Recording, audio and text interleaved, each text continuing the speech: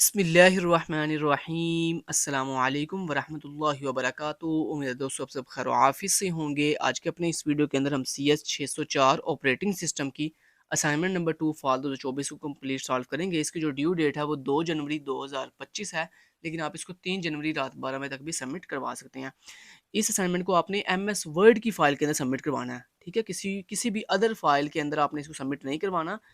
वो भी बता देता हूँ आपको कैसे, क्योंकि कुछ स्टूडेंट्स ऐसे होते हैं जो जिनको बिल्कुल ही ज़ीरो होकर मतलब बिल्कुल बच्चों की तरह बताना पड़ता है। तो चलें मैं वो भी बता देता हूँ आपको। आपने क्या करना है, सबसे पहले आपने इस असाइनमेंट को बनाने की से पहले MS वर्ड की न्यू फ़ाइल क्रिएट कर लेनी है। उसके लिए आप अपने डेस्कटॉप पे राइट क्लिक करोगे। राइट क्लिक करने के बाद यहाँ पे न्यू पे जाओगे तो यहाँ पे आपको एक ऑप्शन मिलेगा माइक्रोसॉफ्ट वर्ड डॉक्यूमेंट। लेकिन ये ऑप्शन आपको तब दिखाई देगा जब आपके सिस्टम के अंदर या लैपटॉप के अंदर पहले से माइक्रोसॉफ्ट ऑफिस जो है वो डाउनलोड और इंस्टॉल हो। तो फिर अगर आपके लैपटॉप में MS ऑफिस नहीं है तो पहले आप अपने लैपटॉप में या फिर सिस्टम के अंदर MS ऑफिस डाउनलोड और इंस्टॉल करो। उसके बाद फिर यहाँ पे न्यू पे आकर माइक्रोसॉफ्ट वर्ड डॉक्यूमेंट पे क्लिक करोगे तो ये देखो एक MS वर्ड की फाइल बन गई है। अब इस MS वर्ड की फाइल को आपने रीनेम कर लेना है और इसको अपनी VUID के अकॉर्डिंग इसको इसका नाम सेट कर लेना है। तो ये देखिए, मान लो जो भी आपकी VUID है, आपने अपनी MS वर्ड की इस फाइल को वो वाली अपनी आईडी दे देनी है। और उसके बाद आपने इस MS वर्ड की फाइल को ओपन करना है। ओपन करने के बाद ये बिल्कुल एम्प्टी होगी। ऊपर अपनी हेडिंग दें और नीचे सारा सॉल्यूशन जो है वो टाइप करें। सॉल्यूशन कौन सा टाइप करना है, जो अभी सॉल्यूशन मैं आपको दिखाऊँगा ना, वो सारा सॉल्यूशन आपने यहाँ पे इसी MS वर्ड की फाइल, ये जो आपने ओपन की है, इसी MS वर्ड की फाइल पे टाइप करना है। टाइप करने के बाद जब सारा टाइप हो जाए, उसके बाद आपने ये जो आपने MS वर्ड की फाइल बना के इसमें सारा अपना सॉल्यूशन टाइप किया है, यही MS वर्ड की फाइल आपने LMS पे सबमिट करवानी है। इस MS वर्ड की फाइल के अलावा कोई भी अदर फाइल अगर आपने सबमिट करवाई तो आपको 0 मार्क्स मिलेंगे। ठीक है? ये बात का ख़्याल रहे। अच्छा जी, अब मैं आपको सॉल्यूशन दिखा देता हूँ। लें जी, ये आपका सॉल्यूशन है जो आपने अपनी इस MS वर्ड की फाइल के अंदर लिखना है। तो सबसे ऊपर टॉप के ऊपर हमने सबसे हेडिंग दी, ठीक है? उसके बाद नीचे अपनी जो भी आपकी व्यू आईडी है वो लिख लीजिएगा। फिर आगे अपना जो भी आपका नेम है वो लिख लीजिएगा। तो यहाँ पे मैंने लिख लिया KST लर्निंग, क्योंकि ये KST की लर्निंग का प्लेटफॉर्म है, तो इसलिए हमने यहाँ पे KST लर्निंग लिख लिया। अच्छा, अब देन आपने हेडिंग दी क्वेश्चन नंबर 1 एक ही क्वेश्चन सर ने मैं गिवन किया और आपने ऊपर heading they the question number 1 solution. उसके बाद देन हमें सर ने जो है कुछ डाटा प्रोवाइड किया हुआ है। जैसे हमें सर ने अवेलेबल रिसोर्सेज़ बताए हुए हैं कि कौन-कौन से हैं। हमें सर ने बताया आपके पास 3 अवेलेबल रिसोर्सेज़ हैं, A, B और C।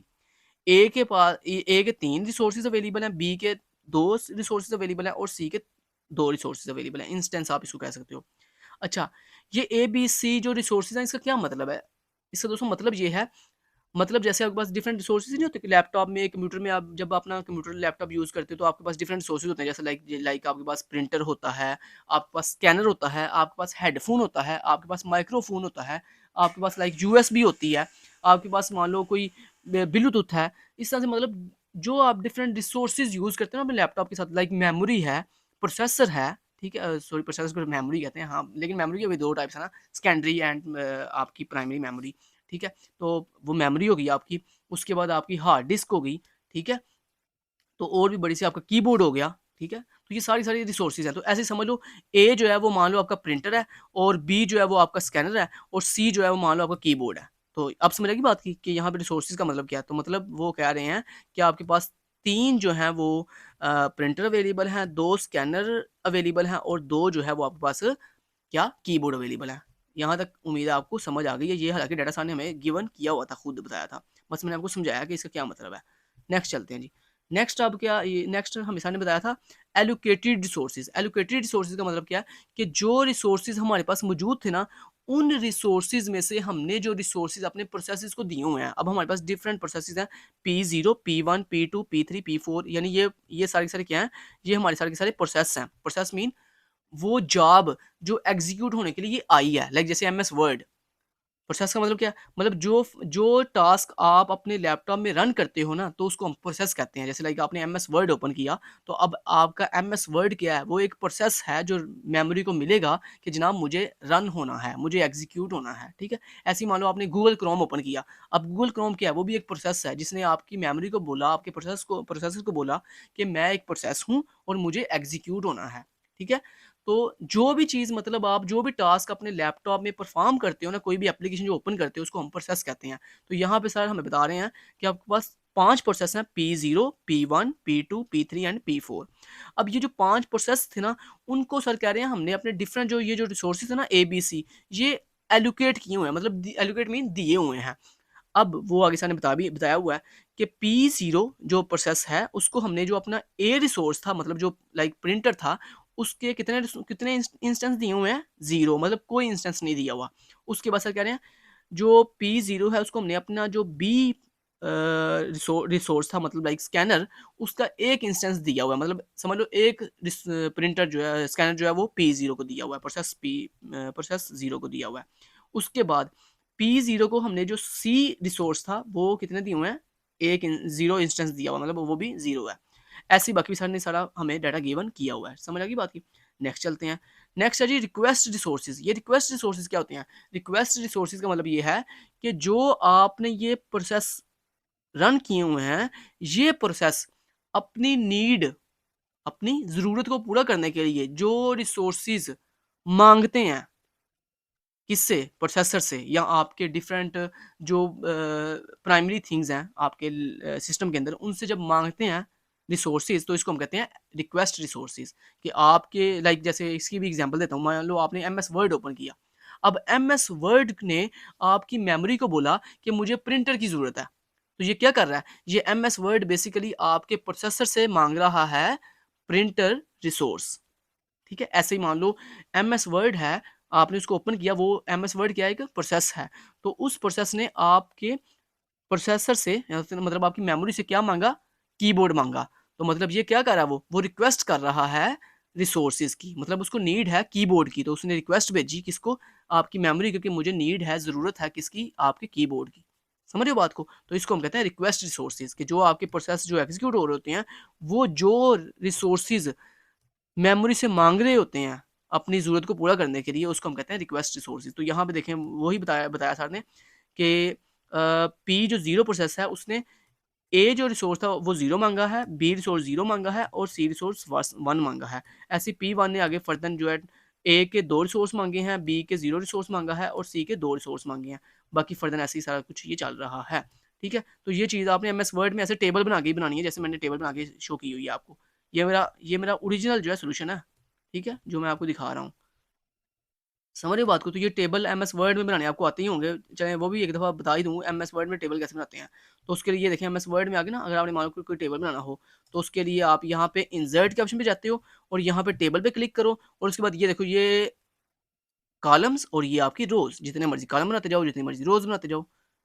मान लो आपने इतने इतने मान लो आपने 7 कॉलम और 4 रो बनानी है। उसके बाद आपने यहाँ पे क्लिक करो, तो ये देखो टेबल बन गया। ठीक है? ऐसे टेबल बनाते हैं। समझ रहे हो बात को? तो ये टेबल बनाने का तरीका इसमें। चलिए जी वापस चलते हैं। अच्छा जी, ये सारा मैंने आपको बता दिया। नेक्स्ट चलते हैं। नेक्स्ट है जी नीड मैट्रिक्स। ये नीड मैट्रिक्स क्या होता है?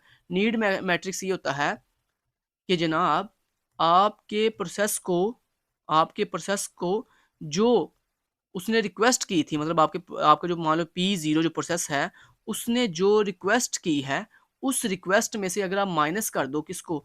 एलोकेशन को, जो उसको एलोकेशन की गई थी। तो अगर रिक्वेस्ट में से माइनस कर दिया जाए उसके एलोकेट रिसोर्सेज़ को, तो दोस्तों आपके पास क्या आ जाता है? आपके पास नीड रिसोर्सेज़ आ जाते हैं, कि उसकी नीड कितनी है। समझ रहे हो बात को? तो अगर आपने किसी भी प्रोसेस की नीड फाइंड करनी हो, ज़रूरत फाइंड करनी हो को कि उसको इस रिसोर्स की कितनी ज़रूरत है, तो वो कैसे फाइंड करते हैं कि उसके जो रिक्वेस्टेड रिसोर्सेज़ हैं, उसमें से माइनस कर दो उसके एलोकेटेड रिसोर्सेज़ को, तो आपके पास क्या आ जाएगा? आपके पास आ जाएगा नीड रिसोर्सेज़। तो ये सारे नीड रिसोर्सेज़ मैंने ऐसे फाइंड किए हैं। तो चलिए 1-2 मैं करके दिखाता हूँ, बाकी आप सारा खुद कर सकते हैं। तो चलिए मान लें सबसे पहले P0 प्रोसेस है, ठीक है? इसका मैंने नीड रिसोर्स फाइंड करना है ए के अंदर, मतलब यहाँ पे नीड रिसोर्स फाइंड करना है। अब ये यहाँ पे ए के अंदर यहाँ पे इसका नीड रिसोर्स 0 क्यों आया है? क्योंकि यहाँ पे फार्मूला क्या था कि P0 जिस भी आपने प्रोसेस के नीड रिसोर्स फाइंड करने हैं, उसकी रिक्वेस्ट रिसोर्स में से माइनस कर दो एलोकेशन रिसोर्स को। तो ये देखो मैंने क्या फाइंड करना है? P0 के ए नीड रिसोर्स फाइंड करने हैं। कौन से? ए वाले।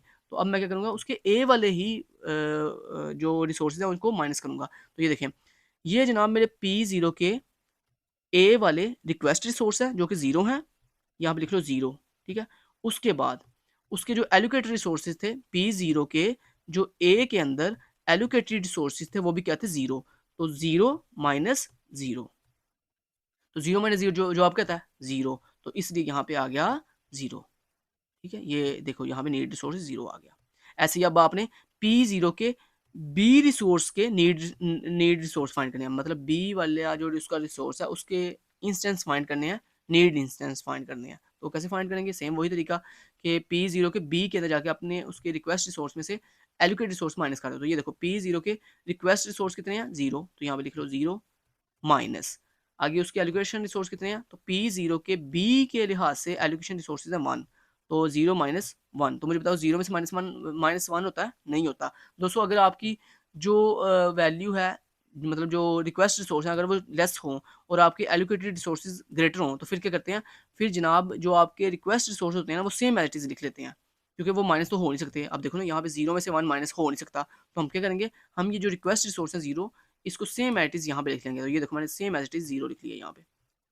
अब ऐसे ही मान लो जैसे यहाँ पे लाइक ये है P0 का C के लिहाज से मैंने फाइंड करना नीड रिसोर्स, तो मैंने P0 के C के लिहाज से नीड रिसोर्स फाइंड कैसे किए हैं मैंने, उसके लिए सबसे पहले मैं क्या करूँगा? उसके देखूंगा रिक्वेस्ट रिसोर्स कितने हैं 1, तो यहाँ पे लिख लिया 1 माइनस। अब मैं उसको देखूंगा एलोकेट रिसोर्स, तो उसके एलोकेट P0 के C के लिहाज से एलोकेट रिसोर्स है 0, तो यहाँ पे आएगा 0, तो 1 माइनस 0 जो अब आया 1, मतलब 1 में से 0 माइनस करने जो आपका आता है 1, तो यानी यहाँ पे आ गया 1, तो मतलब यहाँ पे ये देखो P0 के C के लिहाज से नीड रिसोर्स हमने यहाँ पे 1 लिख लिया, वो मैंने आपको कैलकुलेट करना सिखा दिया। बाकी भी सारा मैंने ऐसे ही फाइंड किया। ठीक है, अब आप बाकी खुद करेंगे, क्योंकि ये असाइनमेंट है, इसमें अगर मैंने ऐसे देर मतलब इतना ही डिटेल्स में शुरू कर दिया तो ये तो मतलब लेक्चर बन जाएगा पूरा, तो ऐसे नहीं होना। तो ये असाइनमेंट थी, चलें मैंने आपको बेसिक आइडिया वैसे दे दिया सारा, तो आपको उम्मीद है यहाँ तक आपको सारी समझ आ गई है। बाकी आप यहाँ से वैल्यू डायरेक्ट दे के लिख लो जल्दी जल्दी, बाकी आपको कैलकुलेशन करने की जरूरत नहीं है।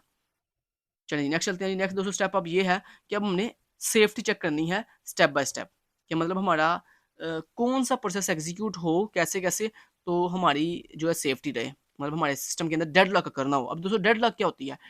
बेसिकली हमने दोस्तों ये जो सारा कुछ कर रहे हैं, ये सारा कुछ फाइंड कर रहे हैं, किस मकसद के लिए फाइंड कर रहे हैं? ये सिर्फ हम सारा कुछ इसलिए कर रहे हैं ताकि हमारे सारे के सारे प्रोसेस जो हैं वो सेफ्टी के साथ एग्जीक्यूट भी हो जाए और हमारी डेडलॉक भी अक्कर ना हो। अब डेडलॉक क्या होती है? डेडलॉक दोस्तों ये होती है, मान लो आपके पास एक प्रोसेस है P0 और एक प्रोसेस है P1। ठीक है, अब P0 को नीड है प्रिंटर की, किसकी? प्रिंटर की, जो कि P1 ने लिया हुआ है। P0 को जरूरत थी प्रिंटर की, जिसको P1 ने ऑक्युपाई किया हुआ है, मतलब लिया हुआ है। और P1 को जरूरत थी स्कैनर की, जो कि किसके पास है? P0 के पास। मतलब P0 को जिस चीज़ की नीड थी वो P1 के पास है, और P1 को जिस चीज़ की नीड थी वो P0 के पास है। अब ज़ाहिर बात है, ना P0 स्कैनर छोड़ रहा है, ना P1 प्रिंटर छोड़ रहा है। जब दोनों ज़िद पे अड़ गए हैं, मतलब ना ना वो अपनी ज़िद छोड़ रहा है, ना वो अपनी ज़िद छोड़ रहा है, तो इसको हम कहते हैं डेडलॉक अकर हो गई है। जैसे मैंने आपको इसकी अक्सर एग्जांपल देता हूँ कि मान लो एक ही पटरी है, उस एक ही पटरी के ऊपर आमने-सामने से 2 ट्रेन आ गई हैं। मतलब एक ट्रेन लेफ्ट से आ गई है, मतलब सामने से आ गई, और एक इस तरफ से आ गई है। तो अब क्या होगा भला? कि ना वो बैक जा रही है ना वो बैक, क्योंकि एक ही तो भाई रास्ता था, एक ही पटरी थी, उस एक पटरी के ऊपर 2 ट्रेन आमने-सामने आ गई हैं। तो अब क्या एक ही सॉल्यूशन है? अब यहाँ पे क्या हो गया? यहाँ पे तसादुम हो गया, मतलब यहाँ तो 2 हल होंगे, या तो दोनों ट्रेन आपस में टकराएँगी, आमने-सामने आ गई हैं, तो एक ही पटरी है, दोनों ट्रेन या तो आपस में टकरा के तबाह होंगी। तो ये पहला सॉल्यूशन है। दूसरा, कि एक ट्रेन को अपनी ज़िद छोड़कर पीछे हटना पड़ेगा, मतलब बैक जाना पड़ेगा, अपने जो जंक्शन है रेलवे का वहाँ पे खड़ा होना पड़ेगा। जब दूसरी ट्रेन गुज़र जाएगी, उसके बाद जो पहली ट्रेन जो जिसने अपनी ज़िद छोड़ी थी, अब वो गुज़रेगी। लेकिन जब तक दोनों अपनी ज़िद पे अटल रहेंगी सेम पटरी के ऊपर, तब तक दोनों की सिचुएशन सेम है, मतलब डेडलॉक कर हुई हुई है, ना तो वो गुज़र सकती है, ना वो गुज़र सकती है। तो इसको हम कहते हैं डेडलॉक। तो सेम ऐसे ही अगर आपके 2 प्रोसेस, एक प्रोसेस को जिस चीज़ की नीड हो, अगर वो प्रोसेस दूसरे के पास हो, और दूसरे को जिस चीज़ की नीड हो वो पहले के पास हो, और दोनों अपनी ज़िद नहीं छोड़ रहे, मतलब दोनों प्रोसेस अपने जो रिसोर्सेज़ हैं वो रिलीज़ नहीं कर रहे, छोड़ नहीं रहे, तो दोस्तों यहाँ पे क्या होगा? मेमोरी के अंदर एक डेडलॉक सिचुएशन जो है वो अक्कर हो जाएगी। तो यही डेडलॉक सिचुएशन से हम बचने के लिए क्या करते हैं? हम अपने डिफरेंट एल्गोरिदम अप्लाई करते हैं, जिन एल्गोरिदम की वजह से हमारी जो प्रोसेस हैं वो सेफ्टी के साथ चलते रहते हैं और कोई भी डेडलॉक अक्कर नहीं होती। ठीक हो गया? चलें यही दोस्तों हमने यहाँ पे काम करना है। अब देखो सबसे पहले हम चेक करेंगे P0 जो प्रोसेस है, उसके लिहाज से हम चेक करेंगे कि क्या जो हमारा P0 है, क्या अगर हम उसको एग्ज़ीक्यूट करवाएँ, तो क्या वो एग्ज़ीक्यूट हो सकता है? अब देखिए उसके लिए हमारे पास जो अवेलेबल रिसोर्सेज़ हैं वो कितने हैं? 322। अब ये अवेलेबल रिसोर्सेज़ 322 कैसे हैं? ये देखो 322 इस तरह से, ये देखो A3, B2, और C2। तो मैंने इसको ऐसे लिखा कि अवेलेबल रिसोर्सेज 3 2 2। तो ये मेरे पास अवेलेबल रिसोर्सेज हैं, ए की वैल्यू 3, बी की वैल्यू 2 एंड सी की वैल्यू, ये आप ऊपर लिख भी लो, ए की वैल्यू 3, ये सेकंड वैल्यू बी की है और थर्ड वैल्यू सी की है। और अब जो P0 है, हमने सबसे पहले अब उसकी नीड चेक करनी है, उसकी नीड कितनी है। दोस्तों P0 की नीड थी 0 0 1, ठीक है। तो चलो जी, हमने यहाँ पे लिखा कि जो मेरा P0 प्रोसेस है उसकी नीड है A0, B0 और C0। अब आप ये चेक करोगे कि जो प्रोसेस की नीड है क्या वो लेस है या इक्वल है किसके, अवेलेबल रिसोर्सेज के। यस, ये देखो जरा, P0 की जो नीड है उसके अकॉर्डिंग उसको ए के कितने इंस्टेंस चाहिए, 0, जबकि मेरे पास कितने अवेलेबल हैं, 3। इसका मतलब मेरे पास अवेलेबल ज़्यादा है जबकि उसकी नीड 0 है। अब ऐसे ही उसकी जो बी की नीड है वो 0 है जबकि मेरे पास अवेलेबल कितने हैं, 2। मतलब मेरे पास अवेलेबल ज़्यादा चीज़ है लेकिन उसको नीड थोड़ी की है। तो जब दोस्तों देखो, एक बंदे को थोड़ी नीड है और मेरे पास ज़्यादा चीज़ हो तो हम सिंपली उसको एग्जीक्यूट कर देंगे। फिर तो कोई इशू ही नहीं है क्योंकि उसकी नीड थोड़ी थी, मेरे पास ज़्यादा चीज़ थी, तो मैं ईज़िली उसको वो चीज़ दे दूँगा ताकि उसकी नीड पूरी हो जाए। तो यहाँ पे क्या होगा, यहाँ पे कोई भी डेडलॉक अकर नहीं होगी। तो यही दोस्तों हमें चेक करना होता है कि अगर प्रोसेस की जो नीड है, अगर वो उसकी वैल्यू लेस है या इक्वल है आपके अवेलेबल रिसोर्सेज के, तो इसका मतलब है आपका प्रोसेस बिल्कुल ठीक एग्जीक्यूट होगा, उसको कोई ज़रूरत नहीं है डेडलॉक अकर होने की। तो यहाँ पे देखो मैंने लिखा, मैंने यहाँ पे नीचे फिर लिख दिया, ये मैंने आपको समझा दिया मेन पॉइंट। बाकी सबके ऊपर भी यही सेम मेन पॉइंट आपने अप्लाई करना है। ले जी, मेन पॉइंट मैंने आपको समझा दिया। मेन पॉइंट क्या था कि मैंने चेक किया कि जो P0 प्रोसेस है उसकी नीड थोड़ी है जबकि अवेलेबल रिसोर्सेज ज़्यादा है, तो मैंने यहाँ पे लिख दिया यस P0 सैटिस्फाइड, वो सैटिस्फाइड कर रहा है, वो रन हो सकता है क्योंकि because P0 need is less than और इक्वल टू अवेलेबल रिसोर्सेज, कि यानी जो P0 है उसकी नीड जो है वो थोड़ी है, लेस है या इक्वल है किसके, अवेलेबल रिसोर्सेज के।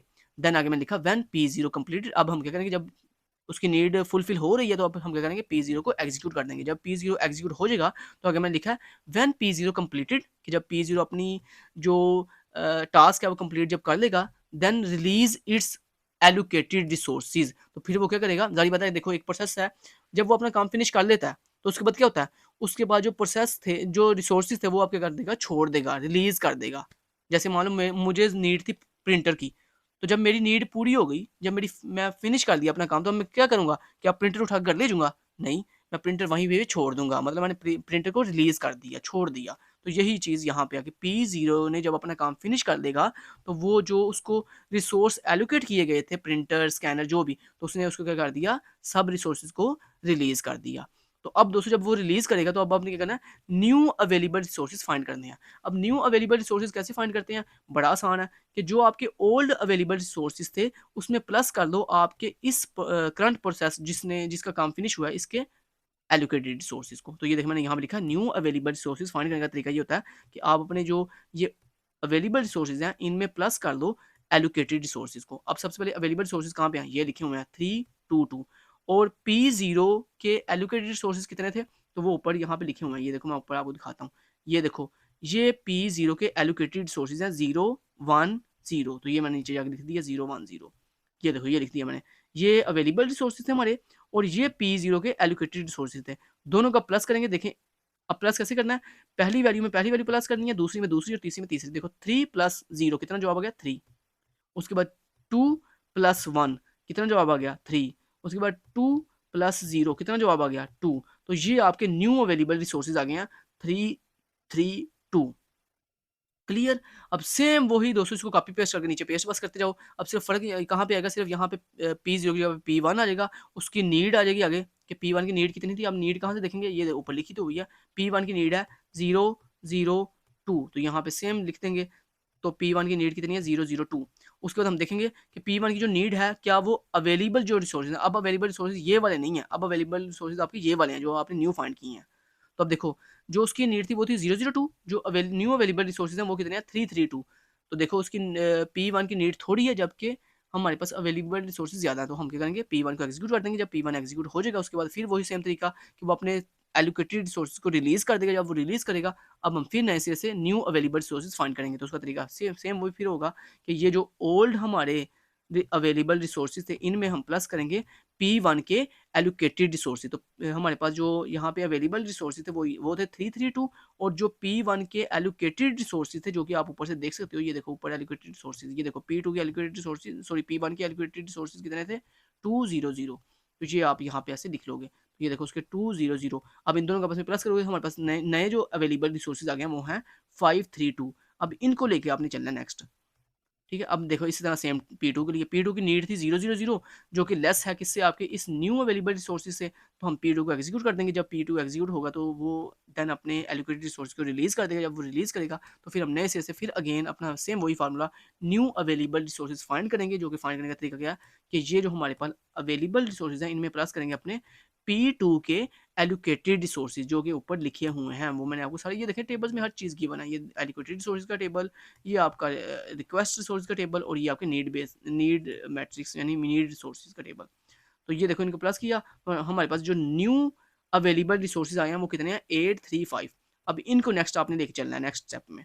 नेक्स्ट अब P3 है, तो P3 की नीड है 100 जो कि लेस है किससे, आपके इस न्यू अवेलेबल रिसोर्सेज से। तो हम इसको P3 को एग्जीक्यूट करेंगे, जब एग्जीक्यूट करेंगे तो देन हमारे पास क्या आ जाएंगे जी, न्यू अवेलेबल रिसोर्सेज क्या बन के आएंगे, अवेलेबल रिसोर्सेज हमारे पास ये थे, और P3 के जो एलोकेटेड रिसोर्सेज हैं वो 211 थे। तो इन दोनों का आपस में प्लस किया तो हमारे पास न्यू अवेलेबल रिसोर्सेज के आ गए हैं 1046। अब सेम वही तरीका P4 के ऊपर अप्लाई करेंगे। P4 की नीड जो है वो क्या थी 000, उस जो कि लेस है आपने हमारे इस न्यू अवेलेबल रिसोर्सेज से, उसको एग्जीक्यूट करेंगे तो हमारे पास 200 अवेलेबल रिसोर्सेज और एलोकेटेड रिसोर्सेज जो कि P4 को एलोकेट किए गए थे उनको हम प्लस करेंगे तो हमारे पास न्यू जो जवाब आएगा वो आएगा 1048।